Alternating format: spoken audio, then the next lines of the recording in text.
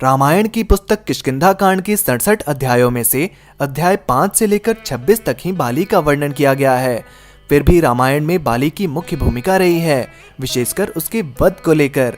बाली सुग्रीव का बड़ा भाई था और किष्किंधा का राजा था तथा उसे इंद्र का पुत्र भी बताया जाता है।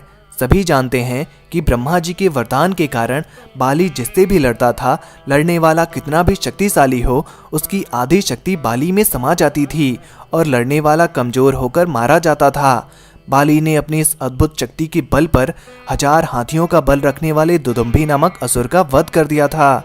दुदुम्भी के बाद बाली ने उसके भाई मायावी का भी एक गुफा में वध कर दिया था। इसी घटना के बाद बाली और सुग्रीव के बीच शत्रुता पैदा हो गई थी। इसी शक्ति के कारण वनराज बाली से युद्ध करने में देव, दानव या मानव कोई भी समर्थ नहीं था। परंतु दोस्तों, इस वीडियो में हम आपको वनराज बाली से जुड़ी एक बहुत ही रोचक प्रसंग बताने जा रहे हैं, जब वनराज बाली और महाबली हनुमान के बीच भीषण युद्ध छिड़ गया था। क्या महाबली हनुमान ने बाली को पराजित कर दिया या फिर बाली ने हनुमान जी को पराजित किया? ये काल चक्र है। इस काल चक्र में मैं आप सबका अभिनंदन करता हूँ। दोस्तों, YouTube के बेल आइकन को बजाना ना भूलें हमारे लेटेस्ट अपडेट के लिए। बात तब की है जब वनराज बाली और असुरराज रावण में युद्ध छिड़ गया था। बताया जाता है कि बाली ने अपने वरदान के बल से रावण को अपनी कांख में 6 माह तक दबाए रखा था। अंत में रावण ने उससे हार मानकर उसे अपना मित्र बना लिया था। इसी युद्ध के बाद बाली का घमंड आसमान छूने लगा था। अपनी ताकत के नशे में चूर बाली यहाँ वहाँ लोगों को चुनौती देता रहता था। एक दिन ऐसे ही वन में चिल्ला रहा था, कौन है यहाँ जो मुझे हरा सकता है?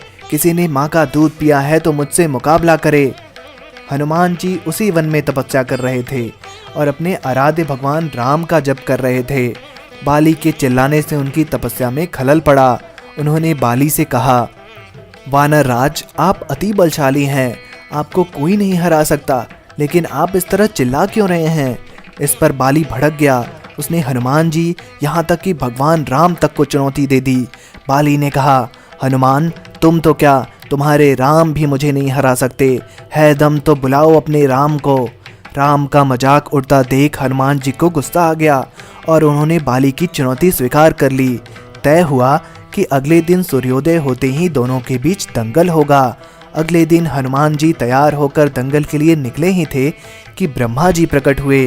उन्होंने हनुमान जी को समझाने की कोशिश की कि वे बाली की चुनौती स्वीकार न करें। इस पर हनुमान जी ने कहा, प्रभु, बाली जब मुझे ललकार रहा था तब तक तो ठीक था, लेकिन उसने भगवान राम को भी चुनौती दे दी है, इसलिए मैं उसे सबक सिखा कर रहूँगा। ब्रह्मा जी ने फिर समझाने की कोशिश की। हनुमान जी बोले, अगर अब मैं पीछे हट गया तो दुनिया क्या कहेगी? इस पर ब्रह्मा जी ने कहा, ठीक है, आप दंगल के लिए जाओ, लेकिन अपनी शक्ति का 10वां हिस्सा ही लेकर जाओ। शेष अपने आराध्य के चरणों में अर्पित कर दो। दंगल से लौटकर यह शक्ति आप हासिल कर लेना। हनुमान जी मान गए और अपनी कुल शक्ति का 10वां हिस्सा लेकर दंगल के लिए चल पड़े। दंगल के मैदान में कदम रखते ही वरदान के मुताबिक हनुमान जी की शक्ति का आधा हिस्सा बाली के शरीर में चला गया। इससे बाली के शरीर में जबरदस्त हलचल शुरू हो गई। उसे लगा कि ताकत का जैसे कोई समंदर शरीर में हिलोरे ले रहा हो। चंद पलों में बाली को लगा मानो उसके शरीर की नसें फट जाएंगी, रक्त बाहर निकलने लगेगा। तभी ब्रह्मा जी प्रकट हुए और उन्होंने बाली से कहा कि तुम खुद को दुनिया में सबसे ताकतवर समझते हो, लेकिन तुम्हारा शरीर हनुमान जी की शक्ति का छोटा हिस्सा भी नहीं संभाल पा रहा है। खुद को जिंदा रखना चाहते हो तो हनुमान जी से कोसों दूर भाग जाओ।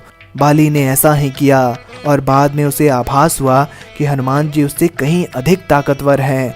उसने हनुमान जी को दंडवत प्रणाम किया और बोला, अथाह बल होते हुए भी हनुमान जी शांत रहते हैं और राम भजन गाते रहते हैं, और एक मैं हूँ, उनके एक बाल के बराबर भी नहीं हूँ और उनको ललकार रहा था।